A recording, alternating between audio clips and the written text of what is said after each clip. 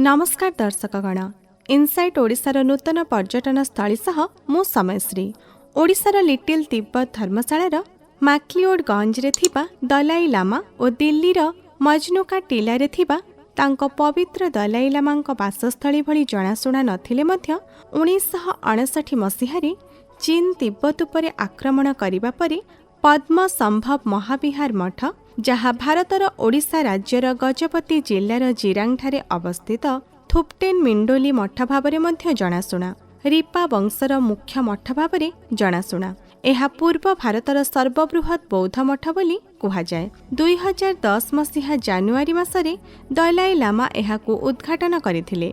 इतिहास अनुजाई 1959 मसीहारे तिब्बत उपरे चीन आक्रमण और दखल जोगु सेमानंक धार्मिक और राजनैतिक मुख्य चतुर्दश दलाई लामांक समेत प्राय 85,000 तिब्बतीयों को भारत एवं अन्यान्य स्थान रे आश्रय नेबाकु बाध्य होइथिले। तापरि ओडिशार दक्षिण सहर ब्रह्मपुर ठारू 80 किलोमीटर दूर चंद्रगिरी को देशरे स्थापित मुख्य 6टी शिविर बा बस्ती मध्यरु अन्यतम भावरे चयन करा जायथिला। जिरंग रे रहुथिबा बा ओडिशार चंद्रगिरी नामरे मध्य जनाशुना तिब्बतीय शरणार्थी माने एही स्थान को फुंट सोखलिंग बोली कुहंती। तिब्बतीय भाषा रे जहार अर्थ खुशीर देश एवं प्रचुर बोली कुहाजाए। मठ पाई 1998 मसीहारे दलाई लामा चुक्ति देइथिले। शिलान्यास संपादना जहाँकि एहा तिब्बतीय बस्ती बासिंदांक घर प्रदान करिथिला। तिब्बतीयंक बसती पाई चंद्रगिरी को 4 नंबर कैंप भावरे मनोनीत करा जायथिला। 1963 मसीहा मे पहिलारे तिब्बतीय मानंकर प्रथम दल चंद्रगिरी रे पहुंचीथिला। पहुंचीबा परठारु सेमाने केवल चंद्रगिरी और एहार आखपाख शिविर को लबरा सिंह, महेंद्रगढ़, टांकिली पदर बास करुछंती।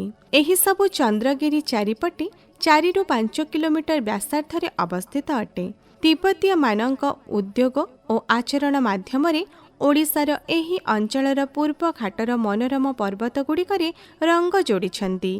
एमानंकर मुख्य चाष मक्का एवं मसला। तिब्बतीय माने एही स्थानर नाम फंट सोखलिंग रखिछंती, जहार अर्थ हेउछि प्रचुर एवं सुखर देश। जिरांग मठ पूर्व भारतर सर्वबृहत मठ अटे। 2010 मसीहारे एही मठ को दलाई लामा उद्घाटन करिथिले। समग्र भारतरु एठाकु पाठ पढ़िबा पई आसुथिबा उदीयमान बौद्ध भिक्षुक मानंक पई एहा एक आवास और महाविद्यालय। महेंद्रगढ़ थिबा अवलोकितेश्वर मूर्ति लबरा सिंह मठ सहित अन्य एक आकर्षण। 4 नंबर कैंपर प्रवेश द्वार रे थिबा शांति पागोड़ा को भूलिबा मध्य कष्ट। एहा प्रतिदिन सकाळ 8टारे खोली दिन 12टारे बंद होई पुनर्बार अपराह्न 1 ରୁ 5ଟା पर्यंत खोला रही थाए। एठारु प्राय 2 किलोमीटर दूर रे खसड़ा वाटरफॉल अवस्थित, जहा कि पिकनिक करने को प्रयोज्य। एठारे ओल्हेई खसड़ी खसड़ी ओह्लाउथिबारु एहाकु खसड़ा वाटरफॉल कहा जाए।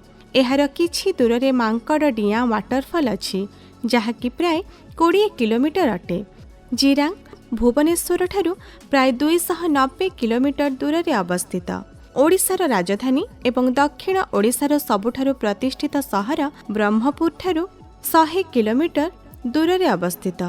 जिरांग रे पहुंचीबार सर्वोत्तम उपाय होछि भड़ा गाड़ी, कैब किंबा बस, जहा ब्रह्मपुर ठारू उपलब्ध। भुवनेश्वर विमानबंदर एहार निकटतम विमानबंदर।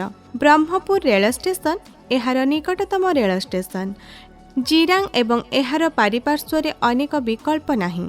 आवास निम्न केतेक निकटतम पाई जिरांग मठ कॉम्प्लेक्स भितरे रिपा गेस्ट हाउस, चंद्रगिरी रे एमटीसीएस बंगलो, ओटीडीसी तप्तपाणी 40 किलोमीटर।